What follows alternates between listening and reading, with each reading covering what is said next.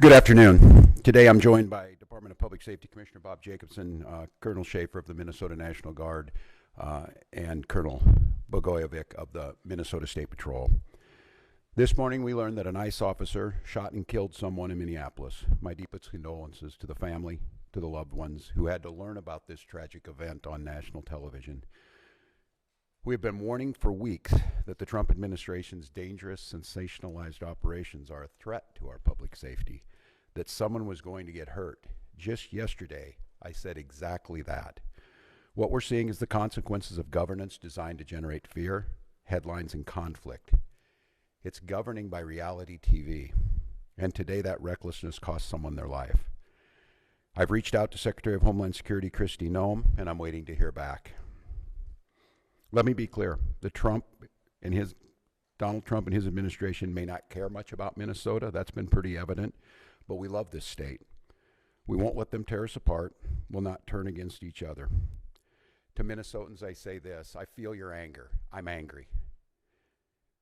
They want a show. We can't give it to them. We cannot. If you protest and express your First Amendment rights, please do so peacefully, as you always do. We can't give them what they want.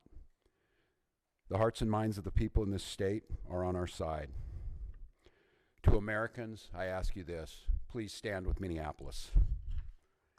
To Minnesotans, know that our administration is going to stop at nothing to seek accountability and justice.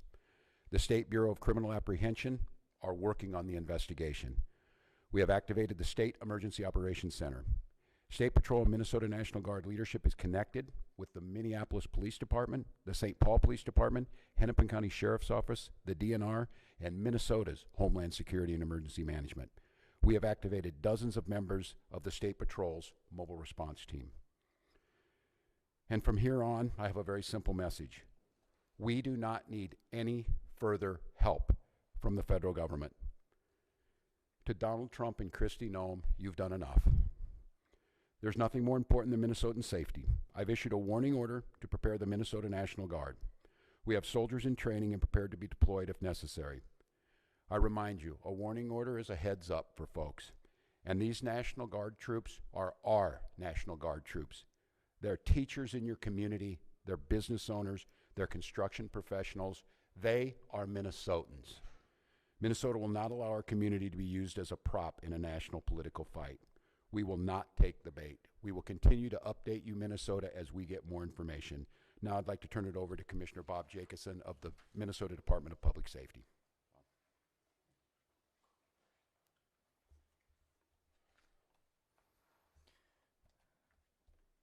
Thank you, Governor. As the Governor mentioned, my name is Bob Jacobson. It is my honor to serve as the Commissioner of the Minnesota Department of Public Safety. First of all, I want to acknowledge the reason that we are all here. The loss of life is not anything anyone would ever want. We fully expect that the community will want to peacefully demonstrate their anger or frustration. Minnesota residents and visitors have the right to peacefully demonstrate. We recognize that demonstrations are often driven by strong emotions, beliefs, and certainly a desire to be heard. Our role is to help ensure everyone can express themselves without anyone getting hurt. The Minnesota Department of Public Safety's role through the Minnesota State Patrol is to ensure safety, protect constitutional rights, keep roads accessible, and above all, to prevent harm. Our top priority is public safety. Our focus is keeping demonstrators, community members, drivers, and law enforcement safe, especially during moments of heightened tension or uncertainty. Demonstrations must remain safe and lawful, particularly around roadways. We will join with our partners to support safety while respecting the right to protest. With that in mind, I'd like to share a few safe and lawful ways to demonstrate. Minnesotans can safely and legally express their views in many ways, including getting together peacefully with others in public spaces, marching or walking, not on roadways, making your voice heard through chants, speeches, and displaying signs, being present in public areas where pedestrians are allowed, gathering in designated or permitted areas, and these actions will allow people to express themselves while protecting the safety of everyone involved. Unsafe or illegal actions could result in fines or arrests. Certain behaviors create serious hazards that threaten public safety, disrupt emergency services, or put people at risk. These actions could result in fines or arrest. Demonstrating on or entering a freeway on foot, walking on highways, throwing objects, starting or setting fires, damaging property or graffiti, using illegal fireworks, displaying or using illegal weapons, reckless or dangerous driving, especially near pedestrians, and certainly assaultive, aggressive, or riotous behavior toward anyone. We all want definitive answers to what happened today. Our Bureau of Criminal Apprehension is working in conjunction with the FBI to investigate this morning's shooting. As you know, we don't comment on active investigations, but also keep in mind that this is an investigation is also in its infancy. So any speculation about what had happened would be just that. And we will not engage in speculation. With that, I will turn it back over to the governor. Thank you. Thank you, Commissioner. We'd be glad to take any questions. The National Guard at the ready, would you? Yeah, and I can let General Schaefer talk about this. It so happens it's a training weekend. We've got about 7,500 troops in training at our sites, training sites across the state. What it is, and in the National Guard, you give a warning order, which is a heads up of something could be coming. That just allows people to think about what they would need, what it would mean to mobilize, what it would mean to put them in. And I could let the General talk a little bit about this. Obviously, since the summer of 2020, we had a lot of work done on teams being ready to make sure that civil unrest. And what that means, and I think Commissioner Jacobson was very clear, and I want Minnesotans to hear this from me. The desire to get out and protest and to speak up to this administration of how wrong this is, that is a patriotic duty at this point in time, but it needs to be done safely. And I think the commissioner simply just laid out some of those parameters. We can do that. This is the peaceful resistance that we need. Simon, you want to say a few things about what that means to have them on the ready? Yes, sir. Thank you, Governor. So for the military, Minnesota National Guard is comprised of 13,000 soldiers and airmen. We live all across and work throughout Minnesota. A warning order is just an initial step to increase your preparations. The Minnesota Guard is always prepared to respond and support state agencies and the citizens of Minnesota. So what that means for us today is just some additional checks on equipment that is ready at all times, and maybe some additional phone calls to service members who might be activated, but no activations. We are embedded with our state agencies here at the Operations Center to just continue parallel planning in the event that we are needed to support. Thanks, General. And I would make note, Mary, and to Minnesotans on this about the National Guard, they're there to protect you and protect your constitutional rights. These are our neighbors. They don't wear masks. They don't bust in from somewhere else. They're not here to cause hassles to you or what we saw today, the tragedy. Having them at the ready to make sure, because when we see these types of things happen, and we saw it after the murder of George Floyd, there's folks that want to cause chaos. There's the disruptors in it. And while the vast majority of those protests were peaceful expressions of their First Amendment rights, there were those that destroyed property and put people at risk. The National Guard is there to make sure that peaceful protests are able to be done, and that those that want to do the destruction are stopped from doing that. Yes. I mean, what is your threshold for activating the National Guard? You're talking about large-scale demonstrations, but the demonstrations at these ICE raids have been increasing in tension to the point where we saw a woman shot and killed today. Yeah, and I think apparently by a federal agent, not by Minnesotans who were there to express their First Amendment rights. I think we've seen this to have folks ready. The gatherings that were down there today, I think this shocked everyone. People showed up as they should. There's people putting flowers down on a memorial. There's people expressing their anger. It's just as these situations develop, we decide when we need to move these people out. And I think the local reporters know well on this. Both unfortunately and for us, the upside of this is that we're very good and we've had practice at this. And I just want to, again, implore Minnesotans, I am not telling you not to express your anger or your frustrations or the outrage that we have. Look, this was totally predictable, as I said it yesterday, and it was totally avoidable. And I just want to remind you, too, that local law enforcement, we get no coordination.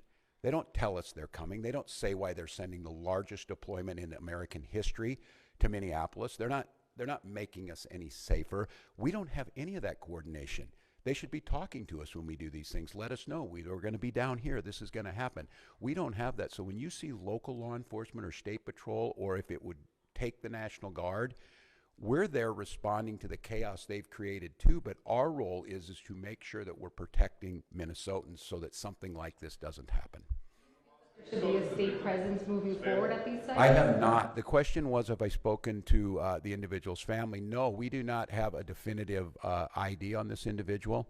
And I'm going to note to all of you, I think it's really important, and the professionals do this, and they train me to do this. This is an open investigation. You need to be very careful about it. I know that many of you, myself included, have seen a very difficult video to watch, one where there's a family member watched their family member be shot and killed in front of them. It's beyond me that apparently from the federal government, from the Homeland Security Director herself, has already determined who this person was, what their motive was, and they hadn't even been taken out of the vehicle. We're not living in a normal world. And so, no, I have not. And I want to be very careful because I know how painful this is. I know how painful it is right now. I'm saying person and all that. This is a human being. This very well is an individual's child, a parent, and we don't know that yet. So no, I have not, but once we do, we will. So yes. Have you done much in terms of, you mentioned adding to the state patrol. Could you say more about how many state patrol people are on the ground right now? And then also, okay, I'll just ask her. So the governor was mentioning mobilizing more of the state patrol. How many state patrol people are on the ground in Minneapolis right now? And should there have been more state patrol people on the ground a couple of weeks ago when ICE came? So the question was, how many state patrol troopers have been deployed to the city of Minneapolis? Right now, we don't talk typical numbers because that is considered security information. We do have a specialized team that does deal with crowd control, and so they have been deployed. But again, they are from all over the state of Minnesota, so they will come in tiers to the state. And they had already been on the ground to some extent before today? No, it was in response to this event. Just to clarify the intention of deploying the National Guard, is there any chance that the National Guard is going to be deployed against federal agents to protect Minnesotans? I'm sorry. What was the National Guard, Minnesota National Guard, ever deployed against federal agents to protect Minnesotans, given the context of what happened earlier today? Well, I said this yesterday. We've never been at war with our federal government. I think in this case that the National Guard is their main mission. They have a dual mission. There's the federal mission when they're under Title 10 orders, and then they're under Title 32 orders. In this warning order, there's nothing officially been done yet. If I am to activate them as the Commander-in-Chief of the Minnesota National Guard, I will issue the executive order to the Minnesota National Guard, and then they will be put in state duty status. And as you've seen over the last few years, that could be flood prevention, that could be after a wind-blowing storm up in the north, up in Bemidji, or it could be COVID or George Floyd response. In this case, again, it doesn't necessarily change the mission. They're there to protect Minnesotans. They're there to serve Minnesotans. I think the thing that is so challenging in the moment we're in is we don't see a desire to work with us on public safety. We hear a demonization of our state.